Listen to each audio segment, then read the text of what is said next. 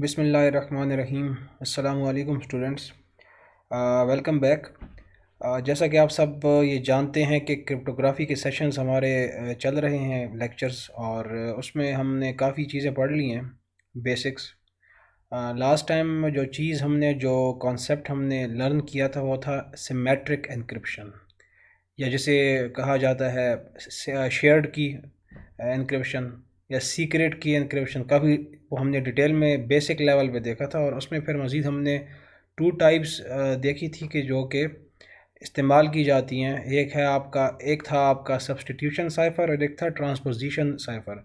Substitution cipher with the help of an example हम समझ चुके थे, और ये हमने देखा था कि उसमें डाटा को एनक्रिप्ट कैसे किया जाता है कि उसमें जो आपका प्लेन टेक्स्ट होता है उसको, उनके जितने भी लेटर्स हैं उनको तब्दील करके उनकी जगह कोई और मुतबादिल लेटर्स रख दिए जाते हैं, वहाँ पर सब्सटीट्यूट कर दिए जाते हैं, प्लेस कर दिए जाते हैं।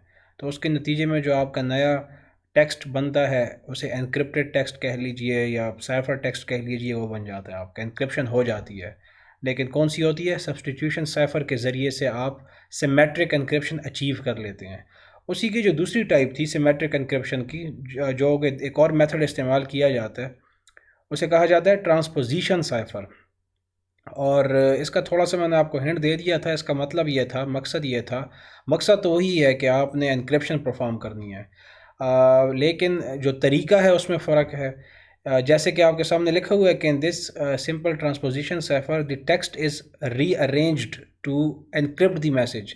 सब्सटीट्यूशन साइफर में आप लेटर्स को बिल्कुल ही हटाकर उनकी जगह कोई और लेटर्स प्लेस कर देते हैं। यहाँ पर क्या होता है, लेटर्स वही रहेंगे लेकिन उनकी जो पोजीशंस हैं वो चेंज हो जाएंगी। फॉर एग्जांपल, अगर आप यहाँ पर राइट साइड पे देखें, आपके टॉप पे यहाँ पर नज़र आ रहा होगा आपको, यू लिव यू लर्न। एक जुमला है, सेंटेंस है, एक प्लेन टेक्स्ट है। इस पर हमने एनक्रिप्शन लगानी है सिमेट्रिक, और उसमें भी फिर कौन सी? With the help of transposition cipher. तो ट्रांसपोजिशन साइफर में क्या होगा कि ये जितने भी इसमें आपको लेटर्स नज़र आ रहे हैं ये यही रहेंगे, मतलब इस जुमले में मौजूद रहेंगे, लेकिन इनकी तरतीब आगे पीछे कर दी जाएगी। मुख्तलिफ तरीक़ों से आप तरतीब आगे पीछे कर सकते हैं। अब यहाँ पर एक एग्ज़ाम्पल आपको बताई गई है कि ये पूरा जो जुमला है, कौन सा जुमला? यू लिव यू लर्न, इसको आपने टू कॉलम्स में लिख दिया। यानी कि टू कॉलम्स में कैसे लिख दिया? यू का वाई ओ लिख दिया, ये टू कॉलम्स हो गए, और अगला जो लेटर आ रहा है उसको फिर आपने अगले जो रो है, ये सेकंड यहाँ पर शुरू इसको कर दिया यू, और यू के बाद क्या आ रहा है? एल। एल लिख दिया, फिर आई वी। अब ये चीज़ आपको याद करने की ज़रूरत नहीं है, जो ऐसे ही आपको समझा रहा है वो आपको, कि समझाई जा रही है कि किस तरीके से आप लेटर्स को आगे पीछे कर सकते हैं। जिसमें से एक तरीका ये भी है कि आपने क्या किया कि वो पूरा जो जुमला था उसको आपने टू कॉलम्स की सूरत में लिख दिया। ये देखें, टू कॉलम्स हैं और इसमें पूरे का पूरा जुमला आपका फिट हो गया है, यू लिव यू लर्न। और अब जब ये पूरा फिट हो गया, इसके बाद आपने पहला कॉलम उठाया, Y U I E O L A, ठीक है, वो आपने लिख दिया, ये देखें ए तक, और उसके बाद एन, और उसके बाद फिर ओ से शुरू हुए और फिर कहाँ तक ले गए? आर तक। और जब इस तरतीब में लिखा तो आप देखें जो ओरिजिनल प्लेन टेक्स्ट था, यू लिव यू लर्न, और एंड पर जो आपको मिल रहा है बिल्कुल चेंज है। हालांकि आपके लेटर्स वही हैं, वाई ओ यू एल इसी के अंदर छुपे हुए हैं, लेकिन उनकी पोजीशंस आपने आगे पीछे कर दी हैं। ठीक हो गया? तो क्या हुआ? आपने एनक्रिप्शन किया, एनक्रिप्ट कर दिया अपने प्लेन टेक्स्ट को, किस में? साइफर टेक्स्ट में, यूजिंग ट्रांसपोजिशन साइफर। है तो सिमेट्रिक एन्क्रिप्शन, लेकिन उसमें कौन सा आप यूज़ कर रहे हैं टेक्निक, मेथड कौन सा यूज़ कर रहे हैं? ट्रांसपोजिशन साइफर की जो टेक्निक है वो आप इस्तेमाल कर रहे हैं। तो ये वो दूसरी टेक्निक थी, वो दूसरा मेथड था जो कि इस्तेमाल किया जाता है सिमेट्रिक एन्क्रिप्शन में। ठीक है जी।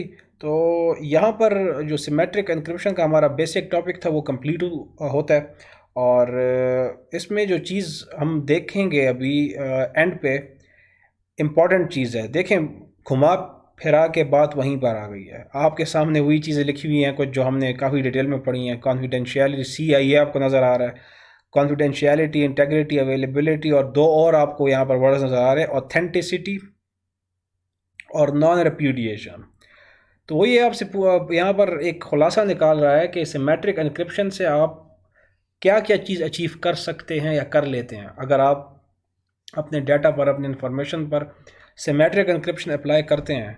तो आपके जो 7 सिक्योरिटी पिलर्स थे जो कि मैंने आपको बताए थे, उनमें से कौन सी चीज़ें आप अचीव कर लेते हैं।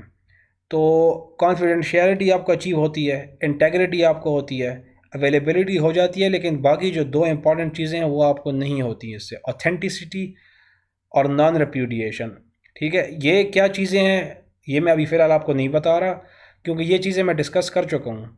अगर जल्दी से गो थ्रू करूँ तो मैं आपको ये इतना बता दूंगा कि कॉन्फिडेंशियलिटी का मतलब ये है कि आपने अचीव किया, कि ये कोई और अगर पढ़ना चाहे भी तो उसको समझ में चीज़ नहीं आएगी, आपने अचीव कर लिया है सिमेट्रिक एन्क्रिप्शन से। इंटेग्रिटी का मतलब ये है कि वो चेंज नहीं कर सकेगा, ज़ाहिर बात है, जब उसको समझ ही नहीं आ रहा तो चेंज कैसे करेगा।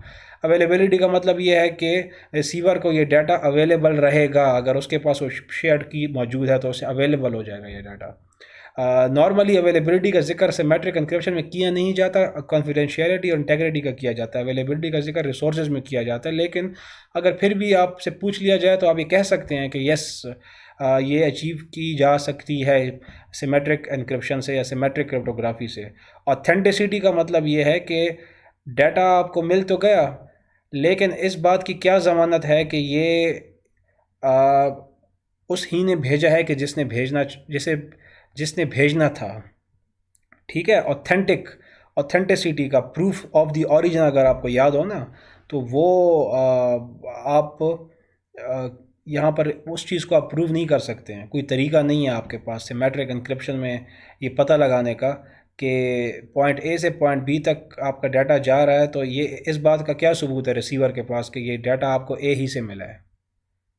ये भी तो हो सकता है किसी और ने, ये भी तो हो सकता है वो शेयर्ड की किसी बी के पास उसने चुरा लिया और उसने एनक्रिप्ट करके भेज दिया हो, और उससे सी आई ए तो आपको अचीव हो रहा है, लेकिन ऑथेंटिसिटी यहाँ पर अचीव आपको नहीं होती, नॉन रेप्यूडिएशन भी आपको यहाँ पर अचीव नहीं होती है। इनकी मैं डिटेल्स में अब नहीं जा रहा, ये मैंने चीज़ें काफ़ी ज़्यादा डिटेल में आपको समझाई हैं। इसके बाद हम आगे चलते हैं और आज पब्लिक की क्रिप्टोग्राफी को मज़ीद देख कर इस टॉपिक को हम अपने इख्तिताम की तरफ लेकर जाएंगे। तो आप देख सकते हैं एसिमेट्रिक क्रिप्टोग्राफी, इसकी थोड़ी सी मैं बेसिक्स आपको बता चुका था कि इसका क्या लॉजिक है, क्या इसका मकसद है। मकसद तो वही है कि आपने एन्क्रिप्शन परफॉर्म करनी है, लेकिन इस स्लाइड के अंदर हम काफ़ी डिटेल में हम देखेंगे अभी कि ये कैसे की जाती है। और एसिमेट्रिक क्रिप्टोग्राफी का मैंने आपको कहा था कि इसको पब्लिक की क्रिप्टोग्राफी भी कहा जाता है। वो इसलिए, देखें, मसला ये होता है सिमेट्रिक एन्क्रिप्शन की प्रॉब्लम ये है कि उसमें एक ही की आप यूज़ कर रहे हैं। ठीक है, पहले मैं आपको उसकी प्रॉब्लम समझा दूँ ना। उसकी प्रॉब्लम ये है कि एक ही की है उसके उस वहाँ पर, वो एक ही की है जिससे आप डाटा एनक्रिप्ट कर रहे हैं, और उसी की से आप डाटा डिक्रिप्ट करेंगे। अब अगर वो की कॉम्प्रोमाइज़ हो जाती है तो आपकी मसला तो बहुत बढ़ गया ना। अगर की कॉम्प्रोमाइज़ हो गई है तो बस जिसके पास की गई तो वो उसको इजीली क्या कर लेगा, आपके डाटा को डिक्रिप्ट कर लेगा। और ये है कि आपकी जो कॉन्फिडेंशियलिटी, इंटेग्रिटी, अवेलेबिलिटी, सब कुछ आपके कॉम्प्रोमाइज़ हो जाएंगे। की एक है, यानी कि वहाँ पर जो चांसेस हैं अटैक के बहुत ज़्यादा हैं। अटैक के चांसेस तो यहाँ पर भी होंगे एसिमेट्रिक में, लेकिन चांसेस कम हो जाएंगे। ये याद रखें, नथिंग इज़ सिक्योर। ये आपको पता होना चाहिए। कोई अगर ये कहता है कि मैं 100% सिक्योर हूँ डिजिटल वर्ल्ड के अंदर, तो ये ऐसा नहीं होता। 100% सिक्योर कुछ भी नहीं है। हर वो डिवाइस जो इंटरनेट से आप कनेक्ट कर चुके हैं वो सिक्योर नहीं है। हाँ, आप ये कह सकते हैं कि मैंने रेजिस्टेंस, जो रुकावटें हैं, वो बढ़ा दी हैं, जिससे जो इंट्रूडर है, जो कि अटैकर है, उसको अंदर आने में ज़रा मुश्किल होगी, ये आप कह सकते हैं। तो आप ये कहेंगे कि वहाँ पर शेयर्ड की चुरा ली गई, तो यहाँ पर भी तो की चुराई जा सकती है। बिल्कुल जा सकती है, लेकिन यहाँ पर ज़रा सी मेहनत ज़्यादा होती है, रेजिस्टेंस ज़्यादा हो जाती है यहाँ पर। तो एसिमेट्रिक क्रिप्टोग्राफी में इस मसले को थोड़ा सा इसका हल निकाला गया, और वहाँ पर चूँकि की एक थी, एक ही की पर डिपेंड किया जा रहा था, यहाँ पर 2 कीज़ आ गई, 2 कीज़ आ गई, और उन 2 कीज़ को कहा गया पब्लिक की और प्राइवेट की। पब्लिक की क्रिप्टोग्राफी इसको इसलिए कहा जाता है कि जो पब्लिक की होती है वो डिस्ट्रीब्यूट कर दी जाती है सारों के माबैन। फॉर एग्ज़ाम्पल, नीचे पहले हम इसको पढ़ लेते हैं 2 points. Public key is known by everyone and can be freely distributed. Private key is known only to the recipient of the message. ये याद रखें आप, जिस शख्स ने, जिस एंटिटी ने मैसेज रिसीव करना है, रिसिपिएंट है जो कि मैसेज का रिसीव करने वाला है, प्राइवेट की उसी के पास होगी उसके मैसेज के लिए। इसका क्या मतलब है? और उस जिसने रिसीव करना है मैसेज, प्राइवेट की सिर्फ उसी के पास होगी, जबकि उसकी जो पब्लिक की है वो बाकी सारों के पास हो सकती है। और इसका मतलब क्या है, ज़रा नीचे एग्जांपल में हम देख लेते हैं विजुअली। देखें जी, यहाँ पर दो यूज़र्स हैं, बॉब एंड एलिस, वही आपके जो विजुअल कैरेक्टर्स हैं, इमेजिनरी कैरेक्टर्स हैं। यहाँ पर जो एलिस है, एलिस, ठीक है, एलिस जो है ये रेसिपिएंट है, इसने डाटा रिसीव करना है, इंफॉर्मेशन रिसीव करनी है बॉब से। यानी कि बॉब ने इंफॉर्मेशन को एनक्रिप्ट करना है और एलिस के लिए भेजना है, और एलिस ने क्या करना है, डिक्रिप्ट करके वो इंफॉर्मेशन पढ़नी है, उसको पढ़ लेना है। लेकिन यहाँ पर अब हमने जो एनक्रिप्शन और डिक्रिप्शन यूज़ करनी है वो एसिमेट्रिक क्रिप्टोग्राफी के तहत यूज़ करनी है, यानी कि एक पब्लिक की होगी और एक प्राइवेट की होगी।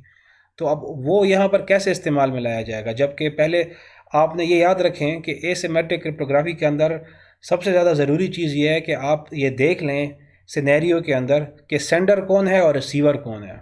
जब तक आप ये चीज़ क्लियर नहीं करेंगे ना, तो आपको इस चीज़ की समझ नहीं आएगी कि पब्लिक की किसके पास है, प्राइवेट की किसके पास है। तो यहाँ पर हमने ये चीज़ देख ली कि जो सेंडर है वो आपका बॉब है और जो रिसीवर है वो आपकी एलिस है। ठीक है, Alice I think is a female imaginary character. आपकी जो किताबें हैं, ठीक है, बाहर से कोई फ़र्क नहीं पड़ता, मेल फीमेल से बस ये दो कैरेक्टर्स हैं। तो एलिस आपकी जो है रिसीवर है। तो इसने क्या करना है, डाटा डिक्रिप्ट करना है। और एसिमेट्रिक क्रिप्टोग्राफी के अंदर अगर जो रिसीवर है वो डाटा डिक्रिप्ट कर रहा है या कर रही है, तो उसके पास प्राइवेट की होगी, उसके पास प्राइवेट की होगी। जबकि वो जो एलिस है उसने अपनी पब्लिक की तमाम सेंडर्स को ओपनली डिस्ट्रीब्यूट कर दी होगी। ये रूल्स हैं एसिमेट्रिक क्रिप्टोग्राफी के। यानी कि एलिस ने जितने भी लोग हैं उन्हें कह दिया कि यार ये मेरी पब्लिक की है, यानी कि पहले एलिस ने पब्लिक और प्राइवेट की जनरेट की यूजिंग सम मैकेनिज़्म, ठीक है, किसी भी तरीके से जनरेट की, और अपनी पब्लिक की सारों को दे दी कि हाँ भाई ये मेरी पब्लिक की है, आप में से जिसने मेरे लिए मैसेज भेजना है इस पब्लिक की को इस्तेमाल करके अपने मैसेज को एनक्रिप्ट करें और उस एनक्रिप्टेड मैसेज को मेरे लिए आप भेज दें।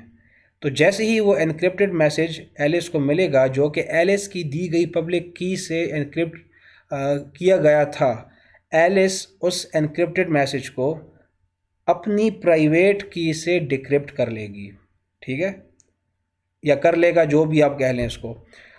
और ये जो प्राइवेट की है ये सिर्फ एलिस के पास है, ये बाकी किसी के पास भी नहीं है। और अगर फॉर एग्ज़ाम्पल यहाँ पर अगर आप देखें कि बॉब ने एलिस की जो प्राइवेट पब्लिक की है उससे मैसेज को एनक्रिप्ट किया, अब वो जो एनक्रिप्टेड मैसेज है, अब यहाँ पर लिखा हुआ है हेलो एलिस, उसने एनक्रिप्ट किया एलिस की पब्लिक की से, साइफर टेक्स्ट बन गया। अब बीच में ये साइफर टेक्स्ट कॉम्प्रोमाइज़ आपका हो जाता है, कोई इसको ईव्स ड्रॉपिंग इसकी कर लेता है, तो वो इसको डिक्रिप्ट नहीं कर सकता जब तक कि उसके पास प्राइवेट की नहीं है। हाँ, अब आप कहेंगे कि बाकियों के पास तो पब्लिक की है, यही तो इसका कमाल है कि पब्लिक की से आप प्राइवेट की का पता नहीं लगा सकते, बहुत ज़्यादा मुश्किल है। ये एक अलग टॉपिक है, कभी आगे अगर मौका मिला तो मैं बता दूंगा। तो इसमें ज़रा कॉम्प्रोमाइज़ करना मुश्किल है as compared to symmetric encryption, क्योंकि सिमेट्रिक एन्क्रिप्शन में अगर आपकी जो शेयर्ड की है वो तो एक ही है, सेंडर के पास रिसीवर के पास, वो अगर कॉम्प्रोमाइज़ हो जाती है तो बीच का जो साइफर टेक्स्ट है वो अगर अटैकर को मिल गया, वो उस की को यूज़ करके उसे डिक्रिप्ट कर लेगा और मैसेज पढ़ लेगा। जबकि इस केस के अंदर बॉब ने एलिस की पब्लिक की से मैसेज को एनक्रिप्ट किया, अगर वो एनक्रिप्टेड मैसेज अटैकर के पास चला जाता है और ये पब्लिक की भी चली जाती है, क्योंकि ये तो पब्लिक है, सारों के पास है, तो वो उस पब्लिक की से तो उस एनक्रिप्टेड मैसेज को डिक्रिप्ट नहीं कर सकता, क्योंकि अभी हमने पढ़ा है कि इस क्रिप्टोग्राफी में, एसिमेट्रिक में, जो डिक्रिप्शन होगी वो सिर्फ प्राइवेट की से होगी और वो सिर्फ एलिस के पास है, बाकियों के पास नहीं है। तो ये इसमें एक बड़ा कमाल है। हाँ, अब वो दूसरी बात है कि अगर प्राइवेट की भी कॉम्प्रोमाइज़ हो जाए, हो सकती है, ऐसी बात नहीं है, लेकिन यहाँ पर रेजिस्टेंस ज़्यादा है। ठीक है, इसमें बहुत सी चीज़ें हैं जो इस वक्त नहीं बताई जा रही है आपको, लेकिन सिर्फ बेसिक्स आपको बताई जा रही हैं। आपको सिर्फ बेसिक वर्किंग इस वक्त पता होनी चाहिए कि सिमेट्रिक एसिमेट्रिक में फ़र्क क्या है, ठीक है ना। तो यहाँ पर बस ये चीज़ आपको क्लियर हो कि एलिस अपनी प्राइवेट की से डिक्रिप्ट करे गी मैसेज को, साइफर टेक्स्ट को, और बाकी सारे जो हैं उनके पास पब्लिक की होगी। इसी तरीके से अगर इसका रेसिप्रोकल आप देखें, अगर बॉब रिसीवर है, चलें एक और एग्जांपल ले लेते हैं, अगर बॉब रिसीवर है और एलिस सेंडर है तो क्या होगा। जिस तरह एलिस के पास उसकी प्राइवेट पब्लिक की है और एलिस ने अपनी पब्लिक की सारों को दे दी, इसी तरीके से बॉब की भी अपनी एक प्राइवेट और पब्लिक की होगी एसिमेट्रिक एन्क्रिप्शन के अंदर। प्राइवेट की बॉब अपने पास रखेगा और जो पब्लिक की है वो बाकियों में डिस्ट्रीब्यूट कर देगा। मतलब एलिस को दे दिया कि यार ये मेरी पब्लिक की है, एलिस क्या करेगी कि बॉब की पब्लिक की से मैसेज को एनक्रिप्ट करेगी और उसे भेज देगी बॉब के लिए, और बॉब क्या करेगा, उस एनक्रिप्टेड मैसेज को अपनी प्राइवेट की से डिक्रिप्ट कर लेगा। ठीक हो गया। इसको बार बार सुने, आपको ये जो मैं बोल रहा हूँ ना, ये चीज़ आपको समझ में आ जाएगी, इतनी मुश्किल नहीं है, लेकिन ये फ़र्क जानना आप सबके लिए ज़रूरी है। मैंने इसलिए बार बार ये आप सबके लिए रिपीट किया। ठीक है जी। तो यहाँ से वही टेबल आपके सामने आ जाता है। इस वक्त सिर्फ आप इतना याद रखें कि एसिमेट्रिक एन्क्रिप्शन या क्रिप्टोग्राफी से आपको ये पांचों चीज़ें अचीव हो जाती हैं, कॉन्फिडेंशियलिटी भी, इंटेग्रिटी भी, अवेलेबिलिटी भी, ऑथेंटिसिटी भी, नॉन रेप्यूटेशन भी। अब क्वेश्चन यहाँ पर ये है कि ये कैसे होती हैं। इस वक्त हम इस बहस में नहीं जा रहे कि ये कैसे होती हैं, ये आगे जब हम डिजिटल सिग्नेचर्स पढ़ेंगे, क्योंकि कॉन्फिडेंशियलिटी, इंटेग्रिटी, अवेलेबिलिटी तो समझ में आ जाती है ना कि वो साइफर टेक्स्ट बन गया तो उससे हमें अचीव हो गया, अगला पढ़ ही नहीं सकेगा तो उसको चेंज कैसे करेगा। जब चेंज नहीं कर सकेगा तो कुछ भी नहीं कर सकेगा। इंटेग्रिटी उसकी सिक्योर है, कॉन्फिडेंशियलिटी भी उसकी सिक्योर है, और अवेलेबिलिटी ज़ाहिर बात है, जब वो टेक्स्ट वहाँ तक पहुँचेगा रिसीवर तक, वो उसे डिक्रिप्ट करके पढ़ लेगा तो अवेलेबल हो गया उसको। लेकिन यहाँ पर क्वेश्चन अब ये है कि ऑथेंटिसिटी और नॉन रेप्यूडिएशन कैसे अचीव हो रही है। ये आगे एक और टॉपिक आएगा जो कि एसिमेट्रिक एन्क्रिप्शन से ही रिलेटेड है, सिग्नेचर्स का। तो वहाँ पर हम ये चीज़ें मज़ीद इंशाल्लाह पढ़ेंगे, और उस टॉपिक को समझने के लिए ये एसिमेट्रिक एन्क्रिप्शन जो मैंने आपको आज बताई है ना, ये समझना बहुत ज़्यादा ज़रूरी है। इतना मुश्किल नहीं है, इजी है, आपको पता होना चाहिए इन स्टेप्स का। तो आगे चल के हम ये चीज़ें देख लेंगे। फ़िलहाल आपको जो खुलासा है हमारी इस बहस का आज की और पिछले कुछ लेक्चर्स की क्रिप्टोग्राफी के ऊपर जो हम कर रहे हैं, कि सिमेट्रिक एन्क्रिप्शन से आपको CIA अचीव हो रहा है, और एसिमेट्रिक एन्क्रिप्शन या एसिमेट्रिक क्रिप्टोग्राफी से आपको CIA, authenticity and non repudiation, ये पांचों चीज़ें अचीव आपको हो रही हैं। और ये मैं उम्मीद करता हूँ कि इंशाल्लाह आप इसको रिपीट करेंगे, प्रैक्टिस करेंगे, और नेक्स्ट लेक्चर में प्रिपेयर होके आएंगे। तो नेक्स्ट लेक्चर तक के लिए इजाज़त चाहूँगा, तब तक के लिए अल्लाह हाफ़िज़।